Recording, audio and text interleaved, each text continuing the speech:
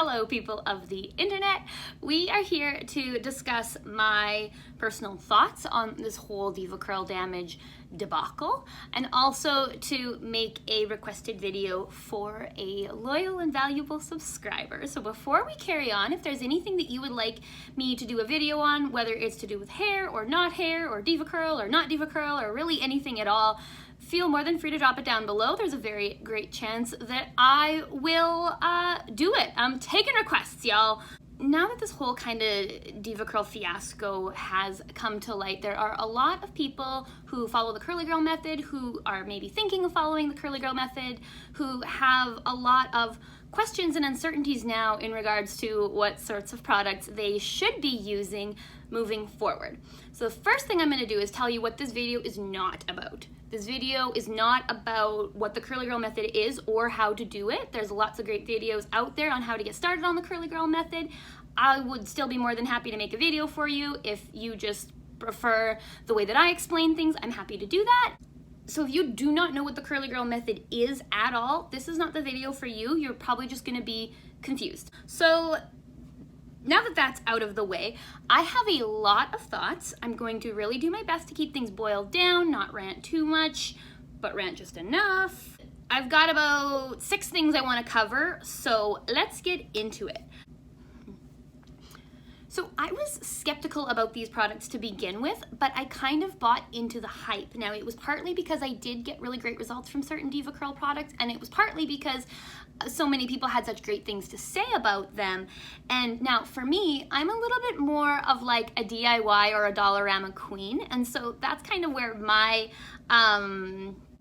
associations tend to lie. As you know, I have no problem with paying for a high quality product. I have used Brad Mondo's products and I thought it was great. And so it's not that I point blank don't like high-end products. I just don't like them for the sake of them being high-end. I'm a little bit more interested in the ingredients, that sort of thing. And so more than anything, I think I'm just personally really irritated that I didn't just go with my gut. And the reason that it bothers me is because I would have loved to just go the curly girl method with a lot of DIYs and masks and things that I could cook up with, you know, food that's going bad in my fridge. But then you have all the people out there that are like, food molecules are too big to go into the hair strand. Food molecules don't do anything for your hair.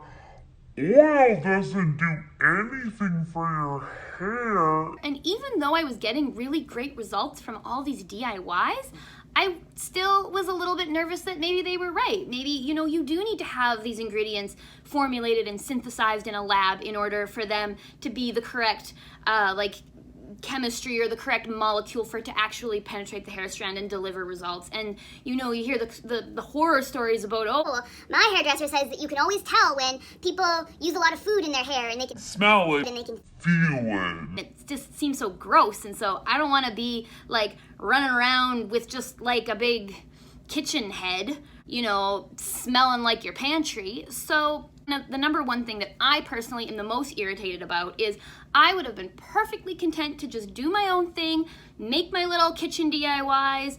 It was great for me. But then you have all those other people who have their opinion that's going to be better for your hair just because you went and got it in a store.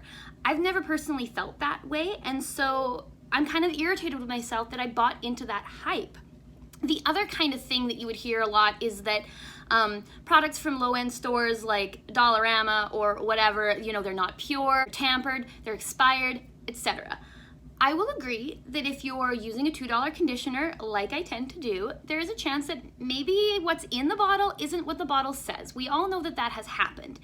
However, if the product is working for you, if your hair seems to like it, what else are you looking for? All we're looking for is products to do our hair. So if it's doing your hair and you're happy with it and you like the price and it's easy for you to get a hold of, and then person X over here has their random opinion about whether or not that's the right thing to do, I'm so irritated with myself that I listened to that even a little bit, even at all.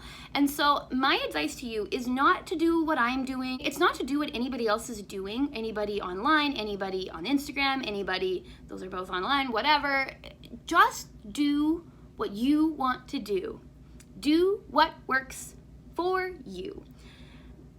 Because speaking for myself, if I would have just went with my own instincts and done what felt right to me, if I had been wrong about that and all my hair had rotted off at the scalp and I'd have just been running around looking crazy, that's fine. That's my mistake.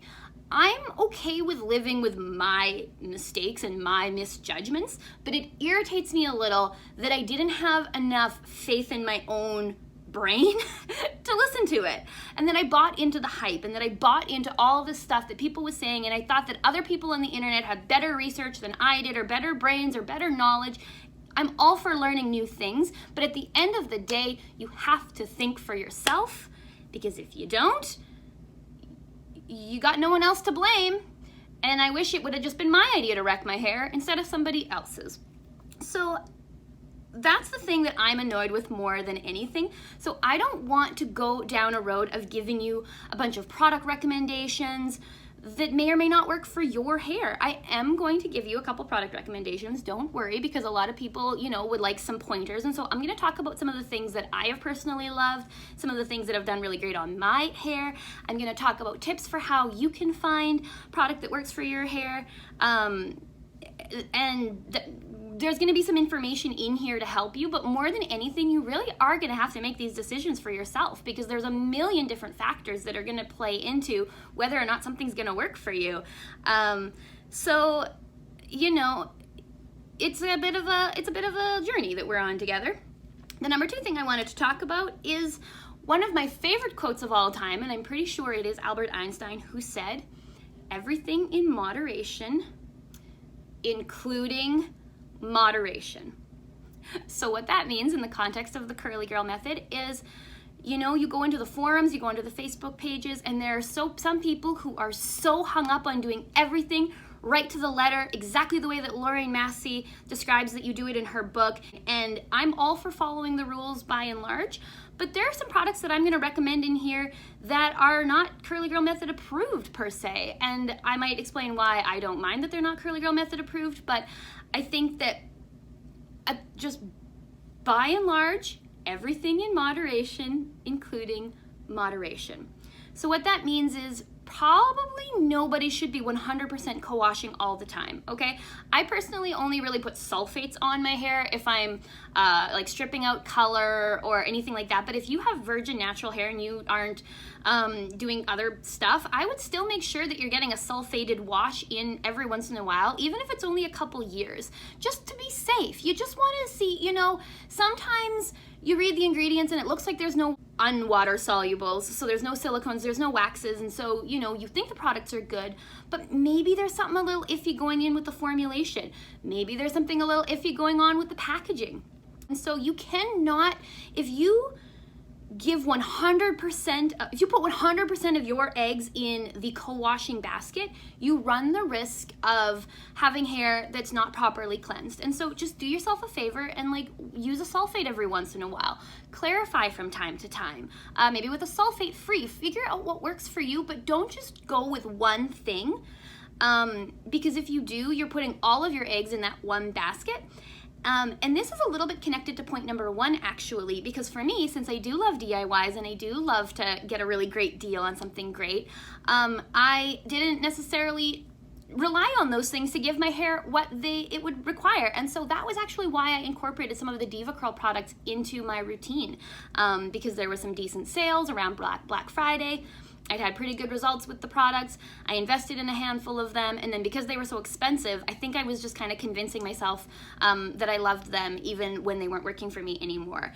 But I was only using a handful of products, and so I think that that's why my hair has recovered a lot faster than some other people's have, or is recovering a lot faster than some other people's hair is. And I think it also might be the reason why my hair wasn't all that damaged, even though my hair likes to just get some damage for no good reason.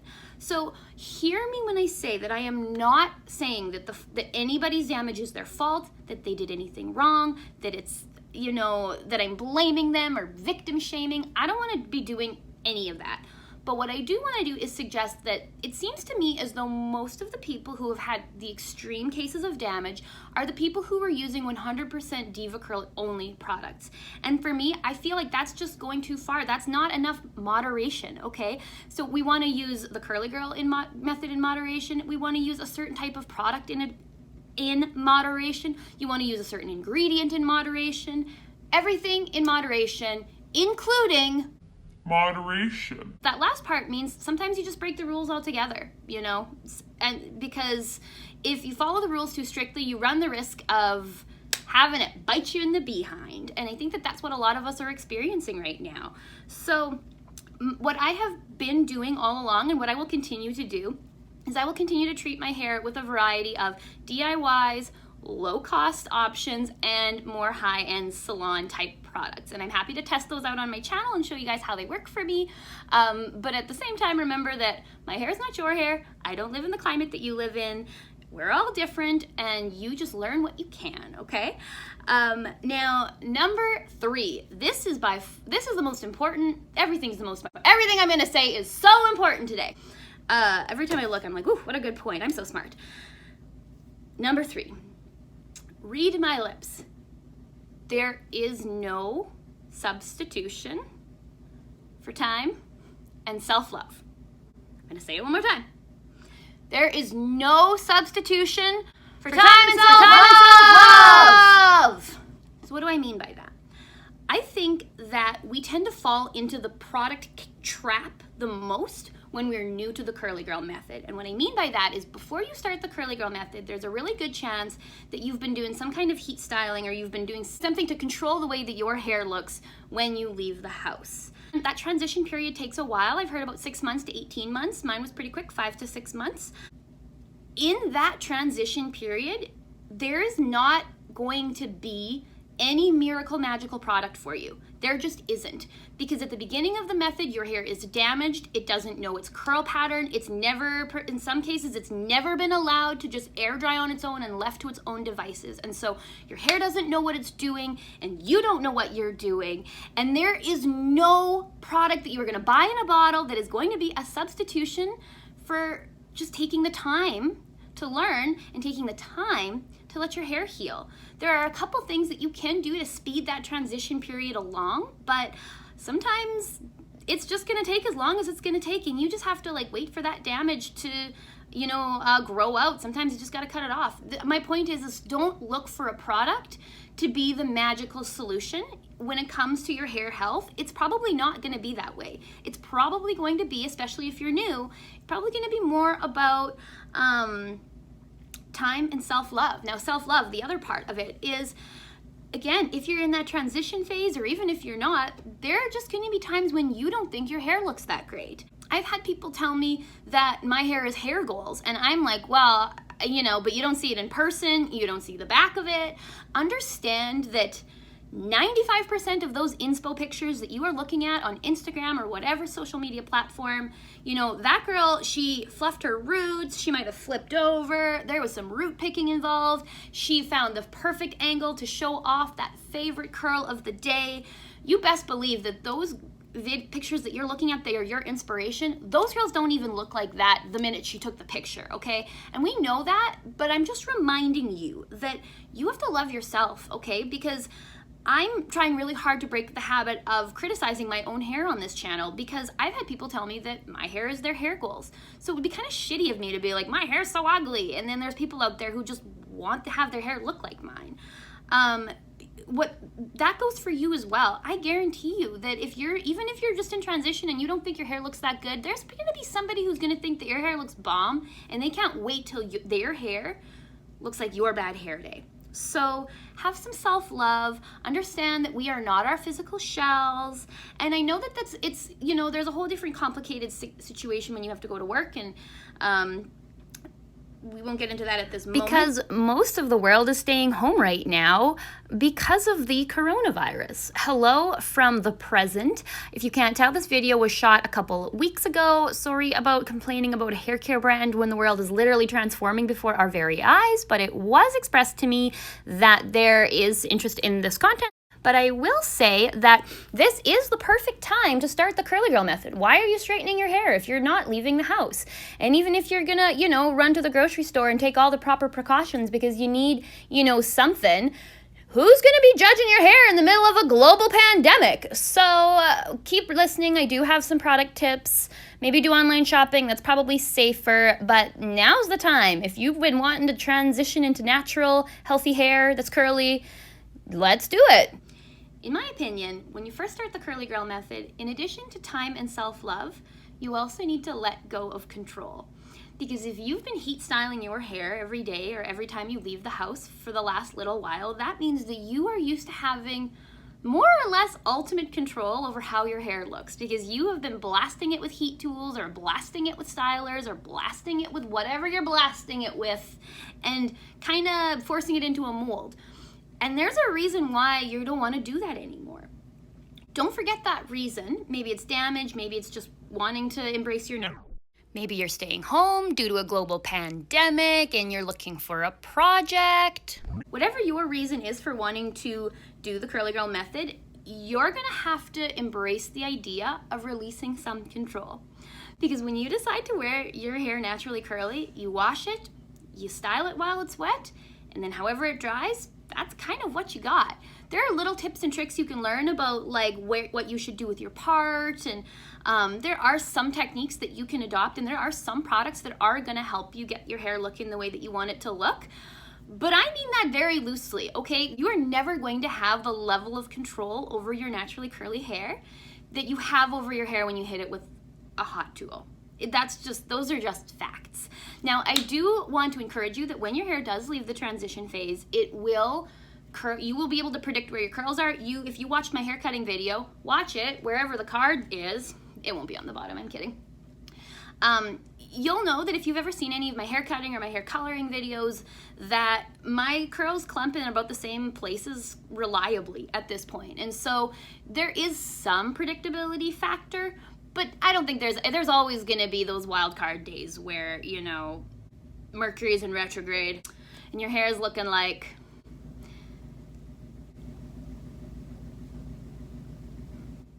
it's looking like how it's looking.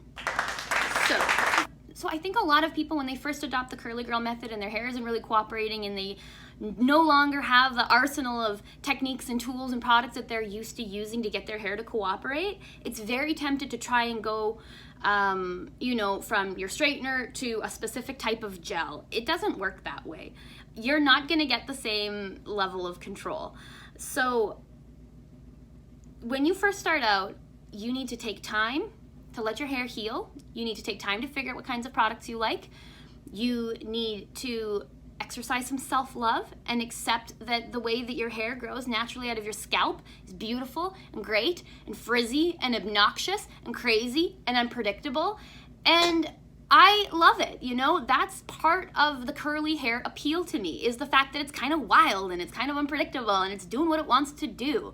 I've always felt that life's just too short to fight with your hair, so don't fight with your hair, but you might have to give it a little bit of time to adjust to this new life that you are undertaking.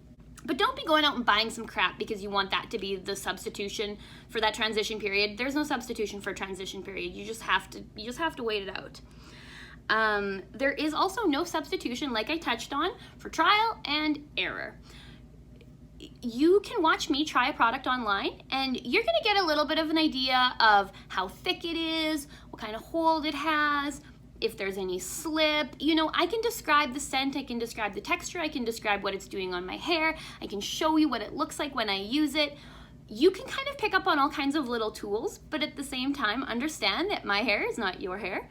I live in a different climate, and so what works for me, it really might not work for you. So you're gonna just have to buy the products and try them and see how they go, and try them a few times and try them with different techniques and just experiment around. That's why my hair videos are so long a lot of the time, because I like to take the time to actually work with the product a little bit and see, you know, what it really is doing, to give you real actual information about it. But at the same time, I'm just one person with one head of hair, okay? So it's going to be different. Now, there are a couple tips that I can give you for how to find product for you. That's gonna be a separate video. So if you wanna see me do a video specifically on how to find products for you, let me know and I will make that. But real quick, a couple things that I would recommend is, one, use Curlsbot. I wish it was an app. It's not. It's just a website, just a browser website. But I use Curlsbot to copy and paste ingredients to see what's Curly Girl approved and what isn't. So that's a little website that you can definitely use, and I can throw the link down below so that you use that. And then the second piece of advice I would find you in finding hair that might work for you, hair products that might work for you, is to follow people whose hair is similar to yours. So for me, I would say that I've gotten most of my product recommendations from India Batson. She kind of has the same like wavy, curly sort of texture that I do, and so I've gotten a lot of my styling tips from her. But I don't believe that her hair is as fine as mine is, so that's a huge difference. And she also lives in Atlanta, Georgia. So she lives, and I live in the Canadian prairies. So we have wildly different climates that we are dealing with. And so there's only so much that I can learn from her videos. And the same is going to be true for you of me. So find people who are similar, learn what you can, and let trial and error be the rest of it. Product recommendations. So now these are a couple products that I have tried myself that have worked really great, that I am fairly confident with recommending to the people who are following and watching along here. You could look at so I understand, but at the same time,